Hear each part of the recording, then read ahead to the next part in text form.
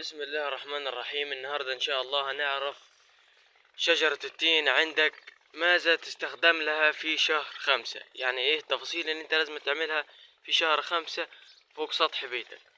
يعني لو انت زرع شجرة لسه جديدة فوق سطح بيتك، او زرع شجرة كبيرة في حديقتك، ان شاء الله هنعرف النهاردة ونعرف ايه اللي ممكن يسبب لك خسائر الثمار بتاعتها، وممكن تخسر الثمار بتاعها خالص، ممكن يعني الثمار يقع. ان شاء الله هنعرف ايه اللي بيسبب ده كله ان شاء الله النهارده مع بعضينا.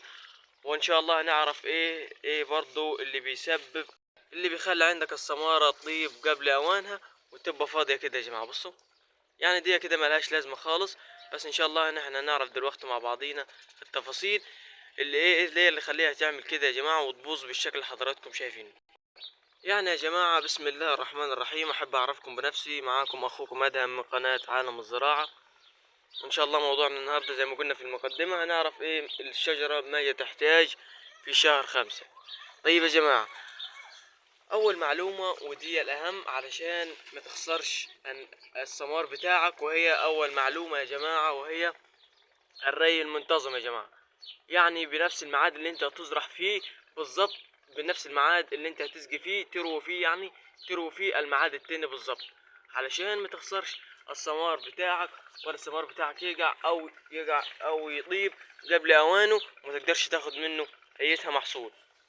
طيب يعني ايه؟ يعني ما تبقاش عندك الشجرة عطشانة وتبدأ تديها مية مرة واحدة، انت كده ايه بتضعف الجذور وبتخلي الشجرة عندك تخسر منها جميع الثمار اللي فيها. طيب تاني معلومة، ان احنا يا جماعة دي الاهم علشان تكبر حجم الثمرة بتاعتك وتبقى معاك كبيرة يا جماعة بالشكل اللي حضراتكم شايفينه ده. طبعا لازم ايه؟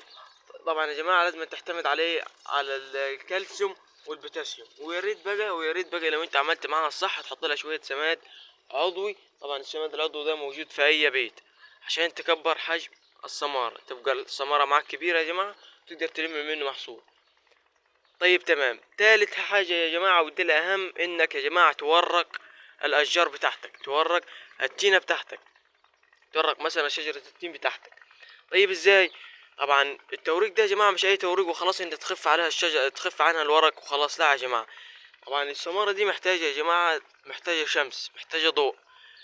الورق اللي فوقيها ده كله يا جماعة مظلل ايه عليها. هنبدأ ان احنا نعمل ايه يا جماعة؟ هنبدأ نورقها. مثلا في فرع زي ده كده يا جماعة ما فيش اي حاجة، بنبدأ ايه نشيل منه الورق اللي حضراتكم شايفينه ده، وان شاء الله هنعرف مع بعضنا في فيديوهات تانية كثيرة. طبعا رابع طريقة يا جماعة ودي الاهم، طبعا زي ما قلنا يا جماعة رابع طريقة انك يا جماعة توريد يا جماعة. التوريد يعني ايه التوريد؟ يعني بالظبط كده يا جماعة زي ما قلنا تسقي، تحط السماد مثلا كل شهر، يعني قبل ما الشجرة بتاعتك تثمر تبدأ تحط لها السماد اللي هو فضلات الفراخ اللي هو السماد العضوي، وبعد كده تبدأ تحط لها البوتاسيوم بعد ما تبقى عمرها النباتة بالشكل اللي حضراتكم مش سمارة بالحجم ده. طيب وكده استفدنا بأربع معلومات أحسن من بعض لشجرتك التين عشان ما تخسرش الثمار بتاعها اللي فيها. وطبعا ايه، ما تنسوش تصلوا على النبي.